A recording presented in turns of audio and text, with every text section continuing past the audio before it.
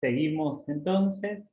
y decíamos, ¿no?, que en nuestro país el neoliberalismo podemos marcar que se impuso desde el golpe militar de 1976, ¿no?, cuando se empieza a diagramar un modelo socioeconómico altamente regresivo, concentrador de las riquezas, intento que ya se había realizado con las medidas económicas conocidas como Rodrigazo en 1975, en el marco del gobierno peronista de María Estela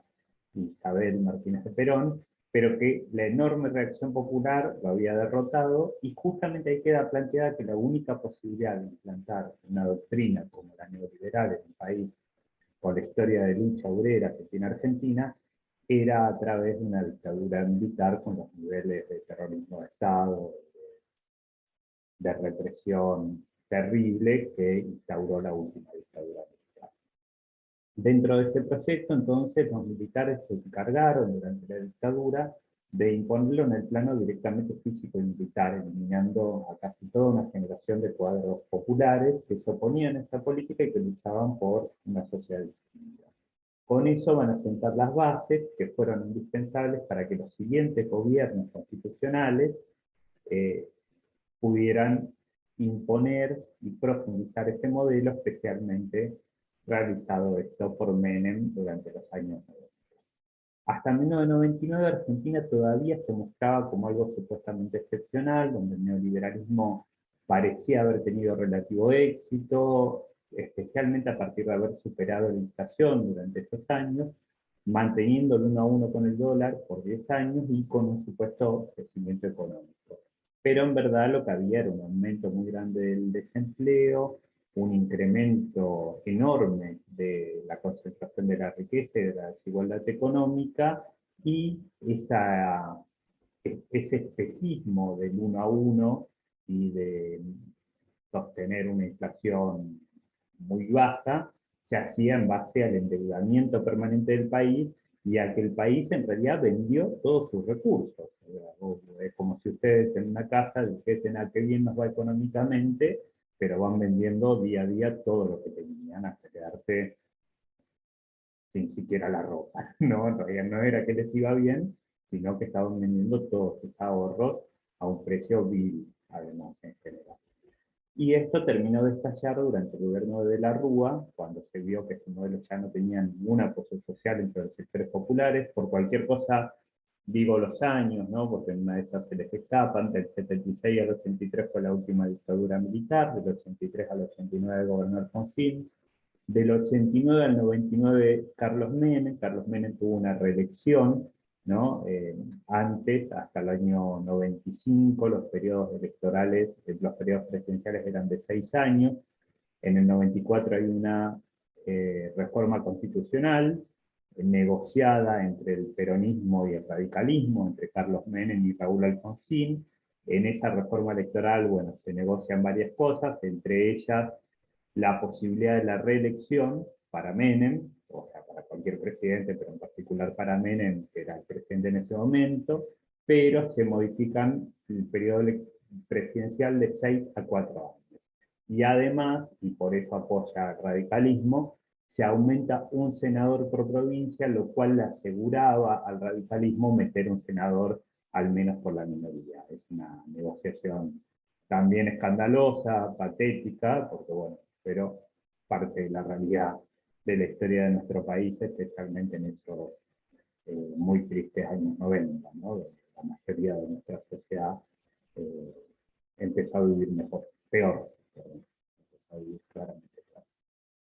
Como ya lo marqué, no digo que el modelo fracasó, ya que en verdad el objetivo fue perfectamente cumplido, que era asegurar la acumulación de riquezas a los más ricos. En realidad este modelo funcionó muy bien durante más de 2 décadas en el país y lo sigue haciendo hoy, cuando en medio de la actual crisis económica las grandes empresas siguen teniendo enormes.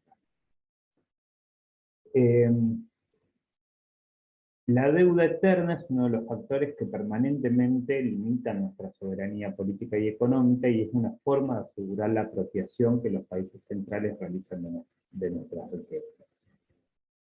Retomando entonces el recorrido histórico, decíamos que podemos ubicar en el Rodrigazo de 1975 un hecho fundamental en el cual se intentaron sentar las bases políticas y económicas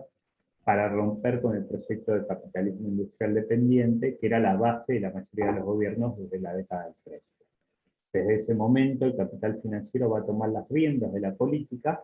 y va a comenzar una lucha por imponer en Argentina un modelo de exclusión social con un poder económico y político fuertemente concentrado en un muy pequeño sector de la población.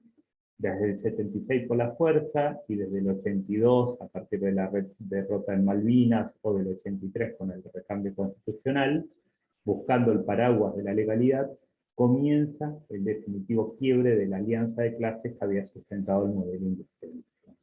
La alianza que gobernó hasta 1975 se desarma y se pone en marcha un proyecto directamente dirigido por el capital financiero que tuvo su etapa de apogeo durante las dos presidencias de Carlos Menem. Ese modelo implicó una pérdida muy importante del empleo industrial, una expansión enorme de los espacios de dominación del capital financiero,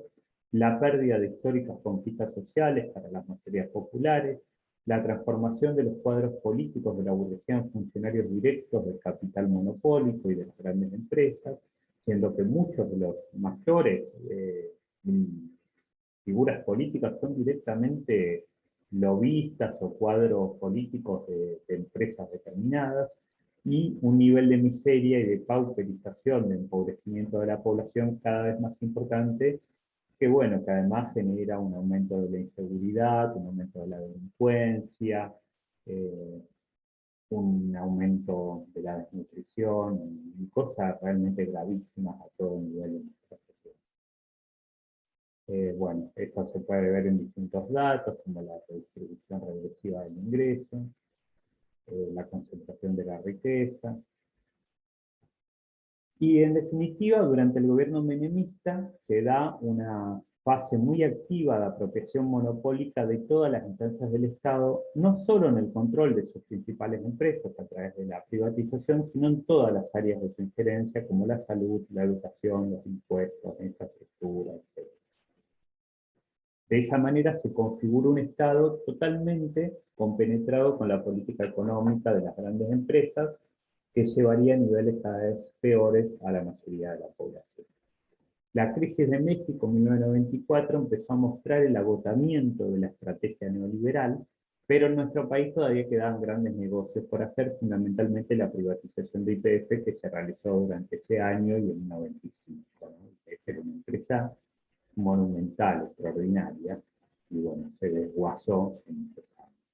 Las posteriores crisis financieras globales, como la del sudeste asiático del 97, la de Rusia del 98, la de Brasil en el 99, la de Turquía en el 2001, preanunciaron con claridad la caída de Argentina, que hasta ahí era visto como un alumno ejemplar de la política neoliberal.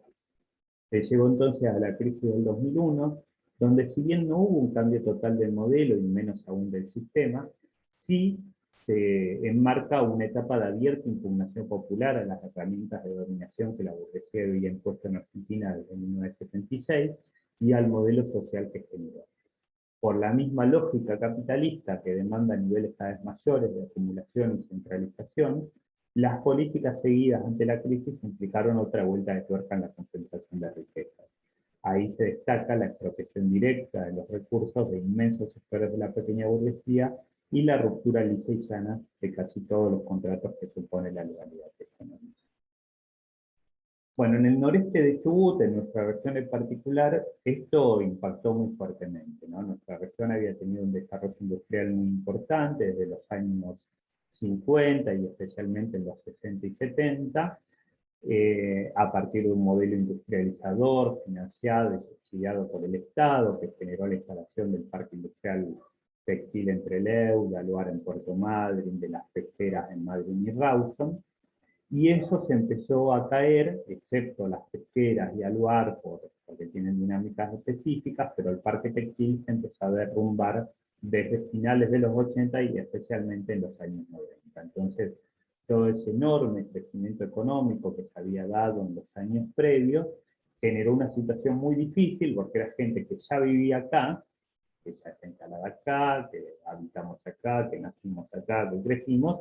y que ya no tiene posibilidades laborales estables en el sector privado, ¿no? Una situación que yo, por ejemplo, considero, y es parte de lo que investigo específicamente como investigador del CONICET y de la universidad, que es una de las problemáticas muy agudas de nuestra región en general y de la ciudad de Trelew en particular.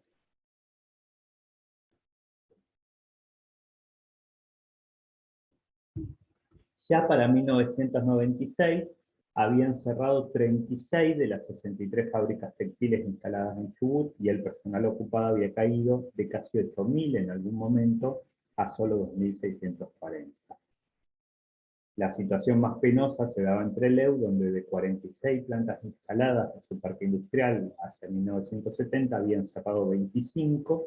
reduciéndose el personal ocupado de 5.400 a 1.700. Hoy, de esas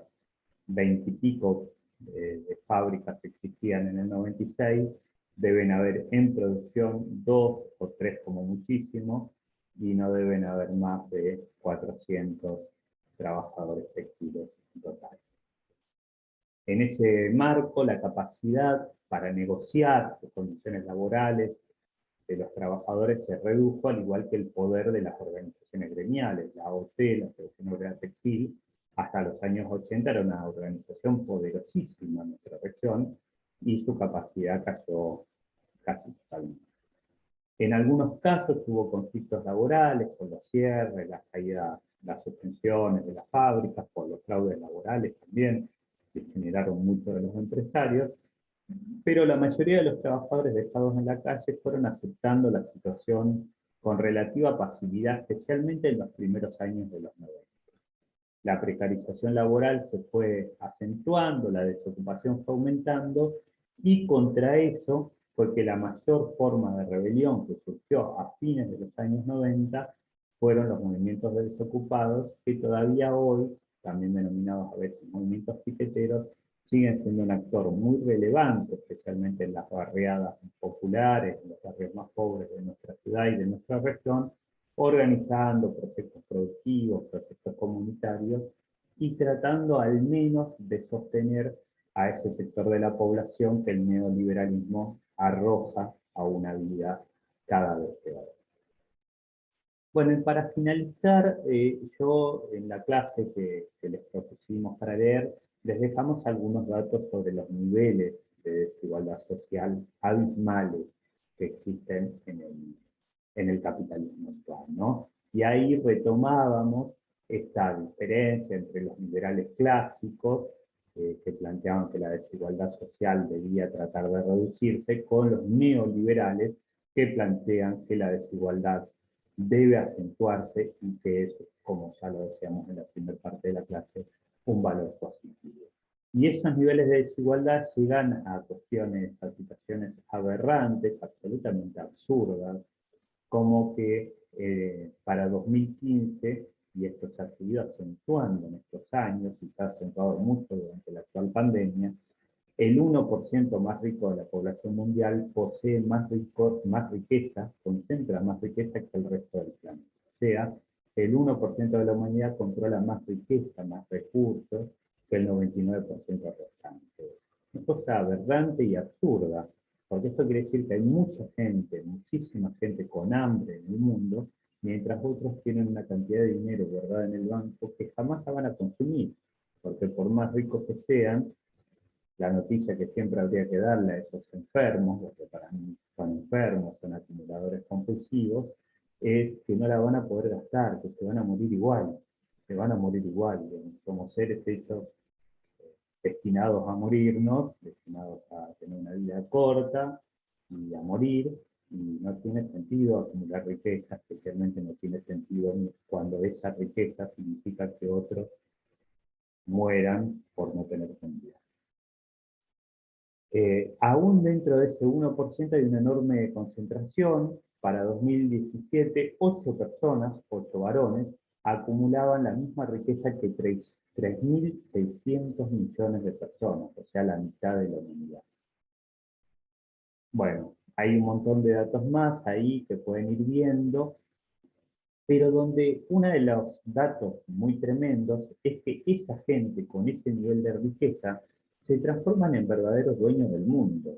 y controlan las grandes decisiones muy por encima de los gobiernos elegidos por el voto popular. Esto significa un enorme golpe a la democracia, porque claro, quienes elegimos con nuestro voto, en realidad tienen muy poca posibilidad de decidir sobre los grandes hechos que ordenan las sociedades, ¿no? Tienen mucho más poder. Podemos pensar en Argentina, una gran corporación multinacional con inversiones en nuestro país y en otros países, o una gran empresa nacional, quizás que el mismo presidente. Para 2015, por ejemplo, para que esto lo puedan pensar, las 10 mayores empresas del mundo tuvieron una facturación superior a los ingresos de 180 países juntos. Entonces, imagínense qué autoridad real pueden tener los gobernantes de estos países contra esos grandes empresarios a los cuales ninguno legisla. ¿Sí? ¿Quién ejerce el poder real? Esto impacta aún más fuerte en los niños y en las mujeres, en las niñas, obviamente, porque la pobreza, la opresión no se distribuye de manera igual, sino que es profundamente desigual. Crece el racismo, crecen los partidos de extrema derecha en algunos casos, porque justamente como un modelo como el neoliberalismo destruye tanto los valores solidarios, fraternales, y hace crecer el individualismo, la lógica de que solo es posible salvarse destruyendo a los demás va creciendo como un horizonte lamentable de salvación, y se va concentrando entonces bueno, un modelo donde mientras el hambre se extiende a sectores muy importantes de la población, unos pocos mil millonarios concentran la mayoría de la riqueza. Hay alrededor, y estos son datos previos a la pandemia, seguro que con la pandemia se ha agravado, alrededor de 800 millones de personas que pasan hambre diariamente en el mundo. Esto es que no logran adquirir los alimentos para desarrollar ni siquiera una vida saludable. Esto se incrementa aún más en tener un físico completamente saludable, porque una cosa es no comer lo suficiente y otra es comer bien. En general no comemos bien, casi ninguno. No acceder a alimentos de buena calidad, a lo que serían alimentos orgánicos, sin contaminantes, son carísimos. Entonces, en general, todos comemos mal, especialmente los que somos de sectores medios o trabajadores, y directamente los muy pobres o no llegan a comer lo suficiente para vivir saludablemente y desarrollarse plenamente, incluido desarrollar su cerebro plenamente. ¿Sí? Comer mal en los primeros 6 años de vida implica que no vas a poder desarrollar tu cerebro plenamente, son cosas realmente terribles y que generan, por lo tanto, que nuestras sociedades sean cada vez peores, porque si un niño no logra desarrollar plenamente su cerebro en los primeros años de su vida porque no tuvo los nutrientes adecuados, ese niño en definitiva está condenado a, a no poder, a no poder desarrollarse plenamente, a no poder estudiar, a no poder concentrarse, y obviamente esto refuerza la posibilidad de caer en situaciones donde su única posibilidad de acceder, o una de las únicas posibilidades de acceder a los recursos para poder sobrevivir, pueden ser el delito, pueden ser los negocios legales o formalmente ilegales, y bueno, y obviamente vidas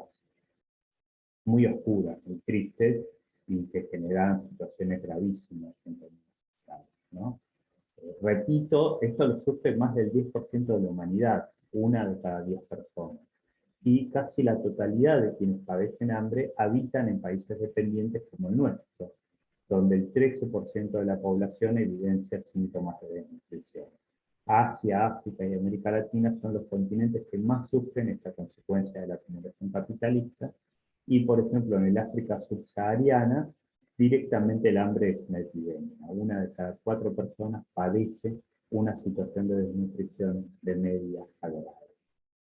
El hambre es la principal causa de muerte evitable y prematura en el mundo, provoca casi la mitad, el 45% de las muertes en niños menores de 5 años.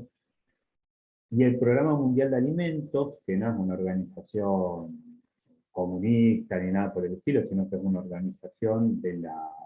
Organización de Naciones Unidas, de la ONU, o sea, de los propios estados, que no hacen nada para impedir esto, pero ese mismo Programa Mundial de Alimentos estima que se necesitarían solamente 3,2 mil millones de dólares por año para cubrir a los millones de niños con hambre en edad escolar, o sea, para que esos niños no pasen hambre. Yo digo solamente, parece un montón de plata, 3,2 mil millones de dólares, ¿no? Bueno, el fundador de Microsoft, Bill Gates, tiene una fortuna estimada en unos 79 mil millones de dólares. Carlos Slim, multimillonario mexicano, más de 80 mil millones. Los datos que están en las clases son un poquito viejos. Bueno, el dueño de Amazon tiene más de 100 mil millones de dólares, y así hay otros personajes, el dueño de Alibaba y demás, tienen fortunas directamente absurdas, que con una mínima parte de esa fortuna, que como les digo, ni siquiera, yo creo que merecerían no tener nada, esos tipos, pero, pero ni siquiera hace falta que no tengan nada, sino que obligarlos a que repartan realmente, no que repartan las migajas, como hace Bill Gates, haciéndose encima el filántropo, sino que repartan realmente. Con eso nada más no habría niños con hambre en el mundo. Es una cosa aberrante y es el mundo en el que vivimos. Por eso sí les decimos que defender la continuidad de este mundo tal como existe es lo que algunos quieren, es lo que quieren los defensores del neoliberalismo, y que nuestro convencimiento es que necesitamos y podemos y debemos crear otra forma de organización social que sea justa, que esté liberada de toda opresión y de toda explotación, y que en entender este tipo de cosas, en entender el origen de las injusticias que sufrimos, estudiarlas, analizarlas, es una parte clave del camino para construir esa sociedad alternativa, para que esos